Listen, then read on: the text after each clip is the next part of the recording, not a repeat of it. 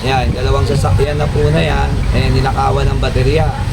Kaya ngayon yung mga gumagawa na yon, hindi sila makauwi. Kaya kailangan natin dito magkaroon ng tanod at magkaroon ng CCTV at magkaroon ng outpost. Kaya siguro banda ro nalagyan natin ng outpost, kaya maging safe yung mga tao rito. Dahil nga po, tingnan nyo ngayon, hindi ito rin nakauwi sa mga pamilya nila yung mga manggagawa sa PLDT na ninakawan ng mga tiga rito sa atin ng baterya. O kaya yung dalawang sasakyan nila nakatambay dahil ninakawan po ng baterya. Mabait. Pero kilala lang po namin yung nagnakaw. Problema lang, hindi nagtatago na po. Hindi po namin mahuli. Nireport na po natin kay Hepe. Yan. Ay dater na rin po natin. Oh, yan. Hello mga kabarangay. Ito po, nasolve na naman po natin yung isang problema na nakawang po sa Talilong. Diyan po sa Talilong na madalas pong may riot, madalas pong may nakawan. Yung sasakyan po na bumarada roon, na nakawang kagabi. Ngayon po may nakapagturo, nakita namin kung sino yung nagnakaw. At ngayon po, pinuntahan ko sa bahay nila.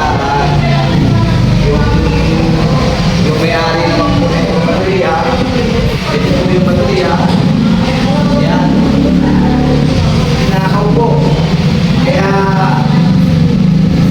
ayan po yung baterya, nakuha na po natin, nabawal natin.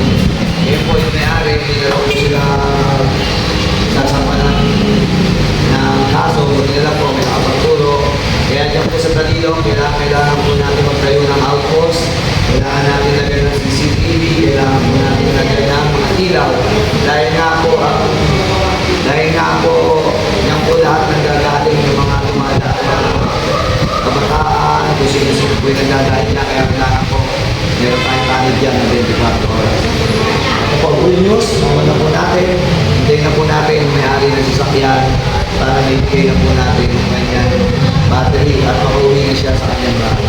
Salamat po, hintayin natin.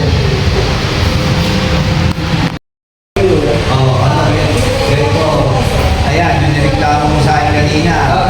Kailangan ko, nakumalong kayo. Balik, di ba? Kanina ko yung tango sa lugar mo, hindi mo sinasadya. Talagang sinasadya.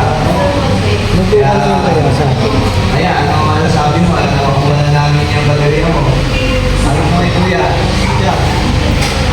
Ay, maraming salamat po kay Kapitan. Kaya po magkakaroon mga kapitan lagi sa ating barangay, napakalaking tulong. Saan ba kayo umuwi? Dito po kami sa doon po sa lugar nyo talaga. Batangas po kami. Tiga Batangas pa kayo. Sana yung mga barangay chairman natin makatulong lagi sa mga mamamayan. Dito lahat ang barangay sa mga tulad yun. Pero bihira yung tulad yun. Salamat po kayo, no? Oo ka. Kahit hindi kayo tiga rito sa barangay 35, basta kailangan nyo ng tulong namin, bukas balan po kami para tumulong sa inyo.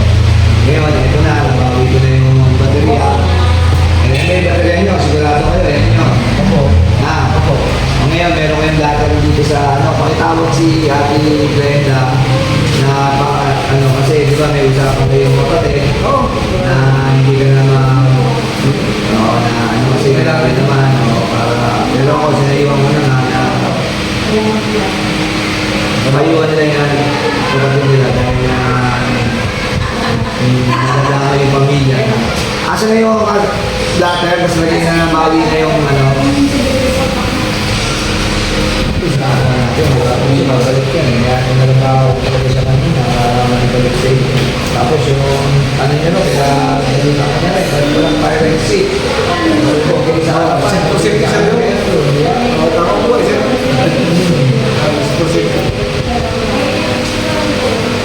Ayan, nabawi na natin. Ma'am, maraming masarap po yun.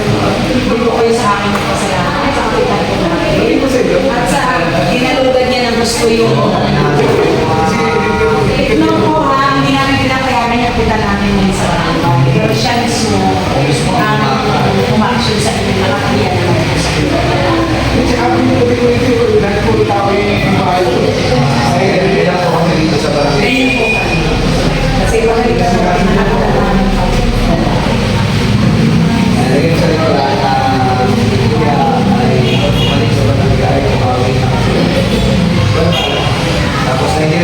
reklamo.